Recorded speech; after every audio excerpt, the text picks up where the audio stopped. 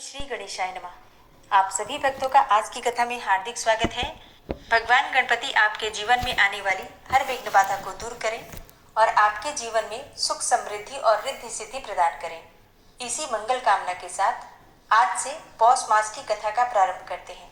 तो आज है पौष मास का पहला दिन और जैसा कि आप सभी जानते हैं भगवान गणपति की आराधना सबसे पहले की जाती है। तो पौष मास की कथा का प्रारंभ हम करेंगे भगवान गजानन की कथा से। भगवान गणेश की पूजा सबसे पहले की जाती है क्योंकि भगवान गणेश को सभी विघ्न बाधाओं का विनाशक माना जाता है। और ये बात बिल्कुल सत्य है कि भगवान गणपति की आराधना करने से जीवन में किसी भी प्रकार की विघ्न बाधाएं नहीं आती हैं। भगवान गणेश की पूजा करने से न सिर्फ बुद्धि और ज्ञान बढ़ता है बल्कि जीवन की चिंताएं भी दूर होती हैं। लेकिन कौन सा वो समय था जब से ये निर्धारित हुआ कि भगवान गणपति ही प्रथम पूज्य होंगे, सबसे पहले भगवान गणपति की ही पूजा होगी? इस विषय में बहुत सारी कथाएं हैं। एक कथा के अनुसार एक समय की बात है कि भगवान विष्णु का विवाह माता लक्ष्मी जी के साथ निश्चित हुआ और विवाह की सभी तैयारियां होने लगी। सभी देवी देवताओं को निमंत्रण भी भेजा गया, लेकिन भूलवश गणेश जी को निमंत्रण देना रह गया था। इधर भगवान विष्णु की बारात जाने का समय आ चुका था और सभी देवता अपनी अपनी पत्नियों के साथ विवाह समारोह में शामिल होने के लिए पहुंच गए थे। परंतु सभी देवी देवताओं ने देखा कि गणेश जी तो कहीं दिखाई नहीं दे रहे हैं। तब उन सभी ने आपस में चर्चा की, क्या गणेश जी को कोई न्योता नहीं दिया गया या फिर गणेश जी स्वयं ही नहीं आए हैं? सभी को इस बात पर बहुत आश्चर्य हुआ। इस बात पर उन सभी ने भगवान विष्णु से कारण पूछा। अब विष्णु भगवान से पूछने पर उन्होंने कहा कि हमने गणेश जी के पिता भगवान भोलेनाथ को और माता पार्वती को न्योता भेजा था। यदि गणेश जी अपने पिता के साथ आना चाहते तो आ जाते, अलग से न्योता देने की तो कोई आवश्यकता भी नहीं थी। दूसरी बात ये कि उनको खाने में 1.25 मन मूंग, 1.25 मन चावल, 1.25 मन घी और 1.25 मन लड्डू का भोग चाहिए। यदि गणेश जी नहीं आएंगे तो कोई बात नहीं, दूसरे के घर जाकर इतना सारा खाना पीना अच्छा भी नहीं लगता। इतनी वार्ता कर ही रहे थे कि किसी एक ने सुझाव दिया, यदि गणेश जी आते तो उनको द्वारपाल बनाकर बैठा सकते थे कि आप घर का ध्यान रखना, क्योंकि आप तो चूहे पर बैठकर बहुत धीरे धीरे चलोगे तो बारात में बहुत पीछे रह जाओगे। ये सुझाव भी सबको पसंद आ गया। तो फिर विष्णु भगवान ने भी अपनी सहमति दे दी। तब गणेश जी को निमंत्रण देकर आमंत्रित किया और उनको समझा बुझाकर घर की रखवाली करने को बिठा दिया और इसके बाद बारात चल दी। तब नारद जी ने देखा कि गणेश जी तो दरवाजे पर ही बैठे हुए हैं, तो वे गणेश जी के पास गए और रुकने का कारण पूछा। अब गणेश जी कहने लगे कि विष्णु भगवान ने मेरा बहुत अपमान किया है। नारद जी ने कहा कि आप अपनी मूषक सेना को आगे भेज दीजिए, तो वो रास्ता खोद देगी जिससे कि उनके वाहन धरती में धंस जाएंगे। तब आपको सम्मान पूर्वक बुलाना ही पड़ेगा। नारद जी की ये बातें भगवान गणपति को पसंद आ गई। अब तो भगवान गणेश जी ने अपनी मूषक सेना को आदेश दिया कि जाओ और रास्ते की सारी जमीन खोद दो। और फिर मूषक महाराज ने वही किया जो भगवान गणपति ने आदेश दिया था। मूषक सेना ने जाकर वाहन के नीचे की सारी जमीन पोली कर दी, मतलब जमीन के नीचे बिल बनाकर और जमीन को खाली कर दिया, सुरंग की तरह बना दिया। और जब वहां से बारात निकली तो रथों के पहिए धरती में धंसने लगे। लाख कोशिशें की परंतु पहिए निकले ही नहीं। सभी ने अपने अपने उपाय कर लिए परंतु पहिए तो नहीं निकले, बल्कि जगह जगह से टूटने लगे। किसी की समझ में नहीं आ रहा था कि अब क्या किया जाना चाहिए। तब तो नारद जी ने आकर कहा कि आप लोगों ने गणेश जी का अपमान किया, जिस कारण से ये विघ्न आ रहे हैं। यदि उन्हें मनाकर लाया जाए तो आपका ये कार्य सिद्ध हो सकता है और ये संकट टल भी सकता है। और तब भगवान शंकर ने अपने दूत नंदी को भेजा और वे गणेश जी को लेकर आए। गणेश जी का आदर सम्मान के साथ पूजन किया गया और जैसे ही भगवान गणेश की पूजा हुई वैसे ही रथ के पहिए निकलने लगे और यह संकट टल गया। अब रथ के पहिए निकल तो गए परंतु वे टूट फूट भी गए थे, तो अब उन्हें सुधारे कौन? फिर पास के एक खेत में एक किसान काम कर रहा था, उसे बुलाया गया। खाती अपना कार्य करने के पहले श्री गणेशाय नमः कहकर गणेश जी की वंदना करके मन ही मन करने लगा। देखते ही देखते खाती ने सभी पहियों को ठीक कर दिया। तब खाती कहने लगा कि देवताओं, आपने सर्वप्रथम गणेश जी को नहीं मनाया होगा और न ही उनकी पूजा की होगी, इसलिए तो आपके ऊपर ये संकट आया है। हम तो मूर्ख हैं, अज्ञानी हैं, फिर भी पहले गणेश जी को पूजते हैं, उनका ध्यान करते हैं। आप लोग तो देवतागण हैं, फिर भी आप भगवान गणेश जी को कैसे भूल गए? अब आप लोग भगवान श्री गणेश जी की जय जयकार बोल कर जाएं, तो आपके सब काम बन जाएंगे और कोई संकट भी नहीं आएगा। ऐसा कहते हुए वो बारात वहां से चलती और भगवान विष्णु का लक्ष्मी जी के साथ विवाह संपन्न करा के सभी सकुशल घर लौट आए। हे गणेश जी महाराज, आपने जैसा भगवान विष्णु का कार्य संवारा, उसी प्रकार से सबके कार्य सिद्धि कीजिए। बोलो गजानन भगवान की जय। और अब पौष मास के पहले दिन जानते हैं कि पौष मास का महत्व क्या होता है।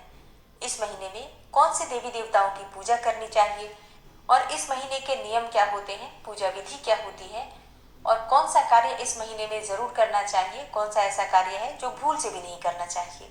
हिंदी कैलेंडर के अनुसार पौष मास 10वां महीना माना जाता है। इसकी शुरुआत होती है मार्गशीर्ष मास की पूर्णिमा के अगले दिन से। पौष मास को पूष मास भी कहा जाता है और पौष मास में कोई भी शुभ कार्य नहीं होते हैं, लेकिन ईश्वर की उपासना, विशेष तौर पर सूर्य और पितरों की उपासना के लिए ये समय सबसे उत्तम माना जाता है। पौष का महीना भगवान सूर्य को समर्पित होता है। इस महीने में भगवान सूर्य की पूजा करने से और भगवान सूर्य को जल अर्पित करने से बहुत सारी परेशानियां समाप्त हो जाती हैं। इसके अलावा इस महीने में गुरुदेव बृहस्पति की आराधना की जाती है और जगत के पालनहार भगवान श्री विष्णु की पूजा की जाती है। इनकी पूजा करने से घर में खुशहाली आती है, जीवन में मान सम्मान की प्राप्ति होती है, धन की प्राप्ति होती है, अच्छे स्वास्थ्य की प्राप्ति होती है, लंबी आयु की प्राप्ति होती है। कहा जाता है कि पौष मास में अगर हम सूर्य की आराधना करते हैं तो बल, विद्या, बुद्धि, आयु और संतति की वृद्धि होती है, मतलब वंश की वृद्धि, धन की वृद्धि और इसके साथ ही मान सम्मान, परिवार में प्रतिष्ठा की प्राप्ति होती है। तो ये जो महीना होता है पौष का, भगवान सूर्यदेव की विशेष पूजा इस महीने में की भी जाती है, क्योंकि मकर संक्रांति के दिन उत्तरायण हो जाता है, जो कि भगवान सूर्य की पूजा का विशेष दिन माना जाता है। पौष महीना प्रारंभ हो रहा है 27 दिसंबर से, बुधवार से। पौष मास को छोटा पितृपक्ष भी कहा जाता है। मान्यता है कि इसमें पूर्वजों की आत्मा की शांति के लिए जो पिंडदान किया जाता है, तर्पण किया जाता है या फिर श्राद्ध कर्म किया जाता है, तो जन्म मरण के बंधन से मुक्ति मिल जाती है, पितरों की आत्मा को शांति मिलती है और पितृ दोषों से मुक्ति मिलती है। पौष मास की पूर्णिमा को चंद्रमा पुष्य नक्षत्र में होता है, इसलिए इसका नाम पौष रखा गया। हिंदू धर्म में सूर्य को प्रधान देवता माना गया है।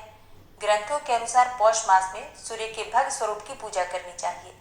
शास्त्रों में ऐश्वर्य, धर्म, यश, श्री अर्थात लक्ष्मी, ज्ञान और वैराग्य को ही भग कहा गया है और इनसे युक्त को ही भगवान माना गया है। तो ग्रंथों में बताया गया है कि पौष मास में भगवान भास्कर 11,000 किरणों के साथ तप कर सर्दी से राहत देते हैं। मान्यता है कि पौष मास में भगवान सूर्य की पूजा करने से सेहत अच्छी रहती है और उम्र भी बढ़ती है। आदित्य पुराण के अनुसार पौष मास में रोजाना तांबे के बर्तन में शुद्ध जल, लाल चंदन और लाल रंग के शुद्ध जल, लाल चंदन और लाल रंग के फूल डालकर ओम सूर्याय नमः मंत्र का जप करते हुए अर्घ्य देना चाहिए। इससे बड़ी से बड़ी गंभीर बीमारियों से राहत मिलती है और व्यक्ति तेजस्वी भी बनता है। पौष मास के हर रविवार को व्रत भी रखा जाता है। पौष मास में हर रविवार को व्रत रखकर अगर तिल और चावल की खिचड़ी और इसके साथ ही गुड़ भगवान सूर्य देव को अर्पित किया जाए तो साधक को ऊर्जा और बेहतर स्वास्थ्य प्राप्त होता है। पौष के महीने में अमावस्या, संक्रांति, पूर्णिमा और एकादशी पर विशेषकर पितरों की पूजा करें, श्राद्ध करें। इससे पितृदोष दूर होता है, काल सर्प दोष से छुटकारा मिलता है और तमाम बाधाओं का नाश होता है। इस महीने में लाल और पीले रंग के वस्त्र भाग्य में वृद्धि करते हैं, क्योंकि भगवान सूर्यदेव को लाल रंग अत्यंत प्रिय है और भगवान बृहस्पति देव को पीला रंग पसंद है। और इस समय पौष मास में भगवान सूर्यदेव गुरुदेव बृहस्पति की राशि में ही संचरण कर रहे होते हैं।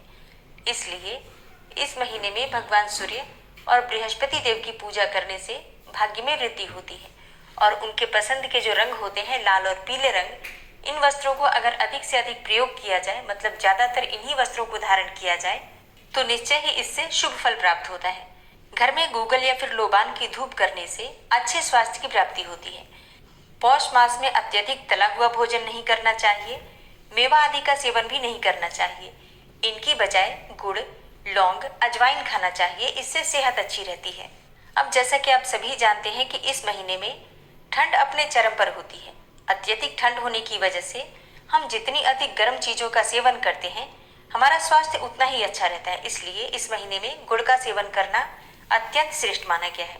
इसके अलावा ठंडे पानी से स्नान नहीं करना चाहिए, गर्म पानी से स्नान करने का प्रयास कीजिए। पौष मास में दान का अत्यधिक महत्व होता है, क्योंकि ये महीना सर्दियों का होता है और बहुत से ऐसे लोग हैं जिन्हें आपके मदद की आवश्यकता है। तो अगर आपके पास सामर्थ्य है, मतलब जितनी भी सामर्थ्य है उसके अनुसार गर्म चीजों का दान करना चाहिए। जैसे कि आप गर्म कंबल का दान कर सकते हैं, या फिर गर्म वस्त्रों का दान कर सकते हैं, ऊनी वस्त्रों का दान कर सकते हैं। और इसके अलावा अन्न का दान, ये तो अत्यंत आवश्यक है। कहा जाता है कि पौष मास में 9 प्रकार के अन्न का दान करना चाहिए। अपनी इच्छा के अनुसार कोई से भी 9 प्रकार के अन्न अगर आप दान करते हैं किसी जरूरतमंद को, तो इससे आपको आपके जीवन में आ रही परेशानियों से मुक्ति मिलती है। और हाँ, इस समय में बहुत से ऐसे लोग हैं जो कि भूख की वजह से, ठंड की वजह से परेशान हो जाते हैं। सड़क के किनारे कई ऐसे लोग हैं जिनके पास खाने को पर्याप्त मात्रा में न तो भोजन होता है, न ही पहनने को वस्त्र होता है। ऐसे में आपके पास जितनी भी सामर्थ्य हो, जिस भी प्रकार से आप ऐसे लोगों की मदद कर पाते हैं, जरूर कीजिए।